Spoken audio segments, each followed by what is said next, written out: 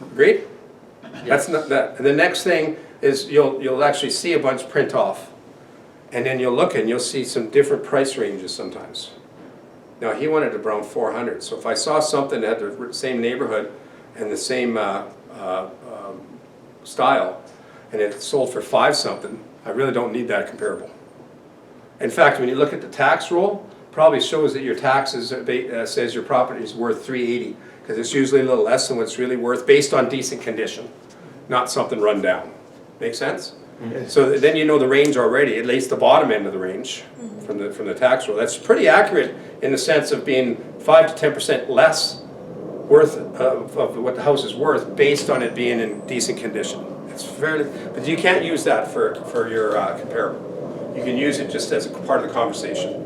So then you look and you see, okay, there's look at these. There's a bunch of sales between 390 and 320 or 420, excuse me.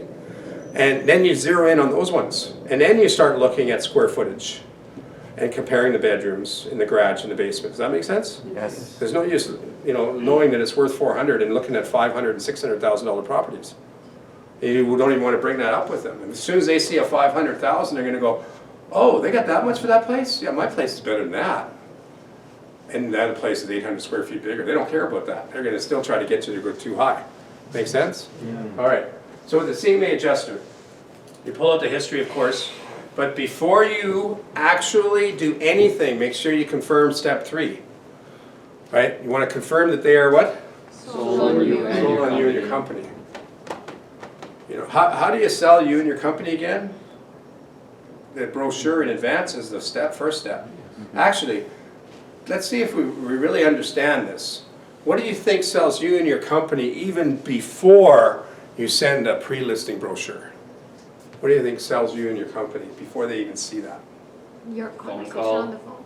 That would be part of it, and before that even. Yeah, and before that even.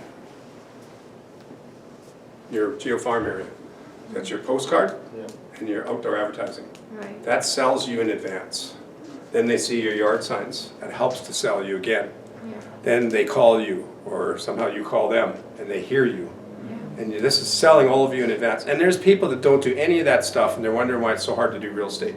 They got some online leads coming in where now they still can work if you use a prospecting track, but there's people expecting to get leads, pay-per-clicks and online stuff without using the prospecting track. They literally have to talk to 100 people to hope that somebody asks them to come over.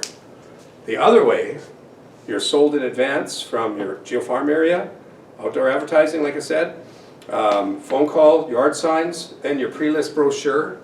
Then you're also sold in advance again with the process, and then the marketing plan builds a ton of value. No wonder the guys and gals that do that never get asked to cut their commission. Does that make sense? Yes. Yeah. So some people might say, "Oh, I want to save some money on here." Well, you pay for it anyways, Yeah. right? You don't do that. Don't create some consumer confidence. Don't get leads coming to you. Then you go there and they ask you to cut your commissions. And then there's actually, believe it or not, some realtors that actually do cut their commissions. Don't you ever do that. Ever. Okay? I think I said it blunt enough, hey? Yeah. Yes. Ever. even $10. Walk away from it. It's the principle of it all. Don't do it. Ever. Confirm that they're sold on you and your company. And there's people that, if I get big classes, I always get a few realtors that are not really happy with me. Because they actually do that on a regular basis. Right? But I'm just letting you know that you don't have to. So back on this. So here, let me show you. So you take out the history and you take out the sales in the area. And you should have how many sales in the area that you can show them? 3 to 5. Yeah, 3, 4, or 5, yeah. Okay, and start with the lowest price first so they get the shock of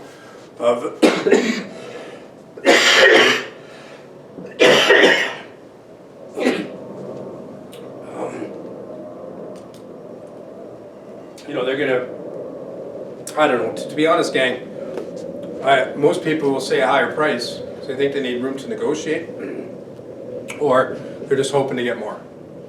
But deep down, excuse me.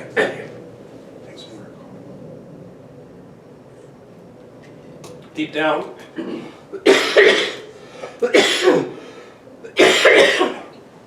deep down they know exactly what the house is worth, even in the market that's changing. They know.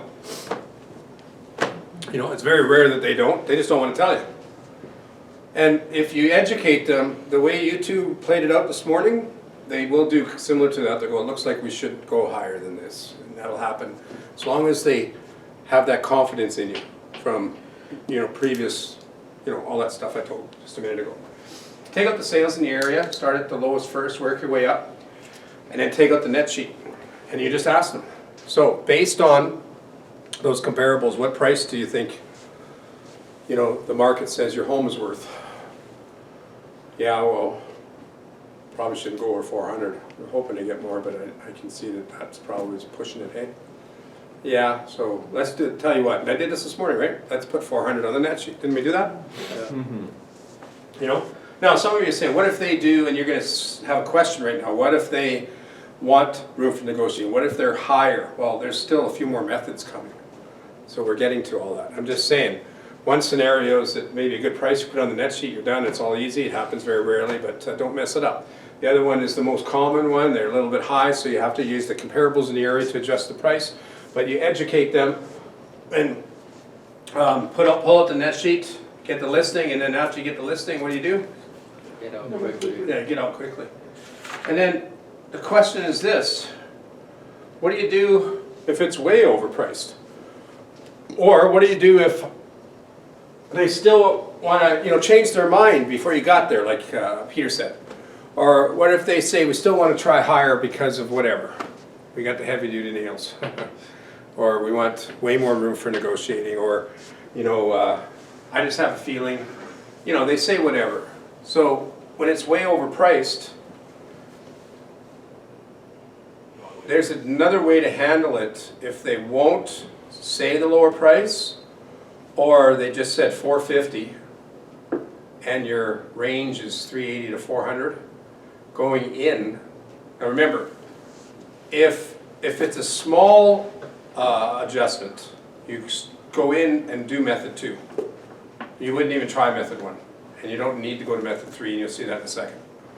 Okay, so just to make it clear for you, when we get to step 4, we'll probably say, let me show you how most successful sellers pick the right price. But before you said that, you would say, so you like my marketing plan? So it all begins with our relationship. Can we put this to work for you today? Remember that? And they say, well, yeah, but it depends on the price. And you say, no problem. Do you like everything you see? Oh, yeah, I like everything. Okay, let me show you how most successful sellers pick the right price now. So you hear the words, the dialogue, right? So now, they say, okay, what do you got? So you show them that you got a foundation to go from. That means their square footage, their neighborhood, their style, with their whole highlights. If they bought it privately, you just use your call form, right? Like, you've already seen the property, you've taken notes, you've wrote down everything about the property. So that will be how you've did your search for your comps. Now you have 3, 4, or 5, no more than 5. It gets too confusing. You need at least a couple. Make sense? Start at the lowest price, show them, and use your yellow highlighter before you got there. Don't highlight them when in front of them. Highlight them at the office, okay? And show them, and then you say, so here's the first one. And again, if they go, oh, we're not taking that low, say, well, hold on a second. This price here is this house. Okay, I'm not saying that's what you've got to price your house at, but buyers and banks will see this one as being similar to your house. So we have to put it in the equation. Okay, and then we got to see if we can get closer to your price. But we have to do it with logic, right? So let's say the 374 is okay, but no upgrades. And and then we got, let's say we're comparing apples to apples. If it was just the one, we might say, okay, how much did you spend on the flooring? And you might say, well, it was about 4 years ago. We spent $20,000 or something like that, or 10 or whatever, right? And what about the deck? What did it spend? About $4,000 on that one. So now we got some numbers that we can say, okay, but there is a depreciation period for things as well. Even 4 years it goes down. So we can see that we're worth more than 374. Make sense? Yeah. Okay, let's see the next one. So you pull up the next one, and it's 390, and we say, oh, yeah, this one's more like, they did a few upgrades, yeah, and then you see the sellers start going, yeah, and you can see the gears going. They're thinking, yeah, if other people are seeing this, then yeah, there could be a problem if in their mind they're thinking this. There could be a problem if I went at 3 or 450, Yeah. or even 420. So they start figuring it out because you are showing them. Then you show them another one at 400, and this one's 500 square feet bigger, and it's sold for 505, and they're like, So it's better than ours. Yeah, so that's where we gotta fall in and you work it out, and then you should get it priced right. And, you know, now if they say, no, I wanna try 450. Or on the phone, they said 450, and you saw that the comps were 400, you'll go in when you get to step 4 and do the dilemma technique, okay? And the dilemma technique is used, like I said, if it's way overpriced. What is way overpriced? I've heard some realtors say 5 grand's too high. They'll walk away from a listing 5,000 over. I know of a really good top producer that's very sticky. Like he won't go even 5 grand over for 2 reasons. One, it's starting to push it over the price, and 2, they're not listening to him. And if they won't listen to him, that's the main reason why he won't work with them. And so he'll go on 5 listing appointments a week, turn down 2, and get 3 listings. Yeah. In fact, it's interesting, what's funny about it is, the guy's name, when I say it, you'll think I'm talking about somebody here, but this guy's actually in Edmonton. But there's a guy here that has the exact same name, and he took my course, and he thinks the exact same way, and his son took my course. And he thinks the same way, they all think the same way, and they barely know each other.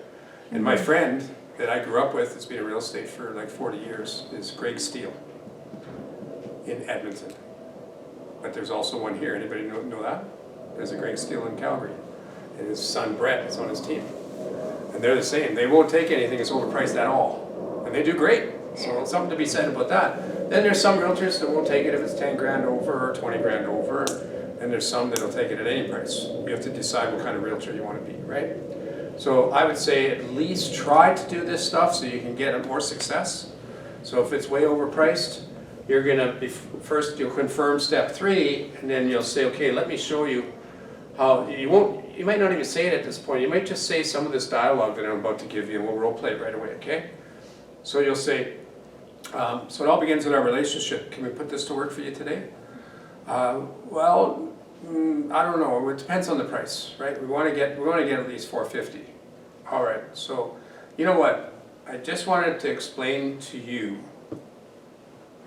why I show the sales in the area, or the comparables, or some people call it CMA, why I, so you should put explain why I show the sales in the area, not you. Does that make sense, gang?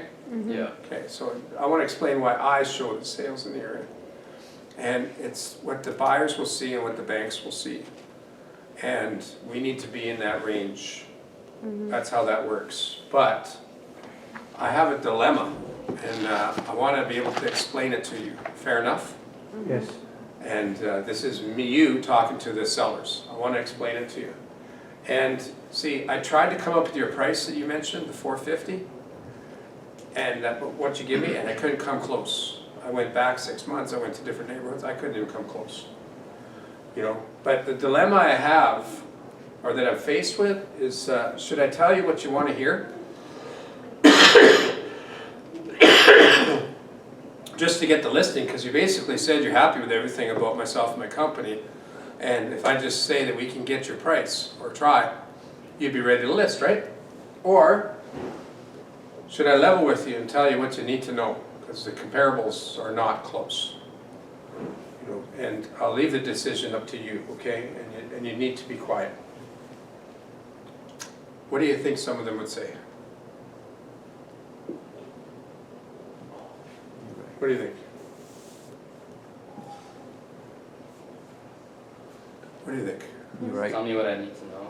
Yeah, most of them will say that. Well, I guess you need to level with us or tell us the facts. And then what you do is if they say the facts, then you take out the facts or the sales in the area. And you go back to kind of like the step method 2, the CMA adjuster. And it should all work, but there's a little bit of impact communication to get them to understand that there's an issue. And then you have a dilemma. All right? So what we'll do is maybe check to see if that, and we're gonna, I'll get you to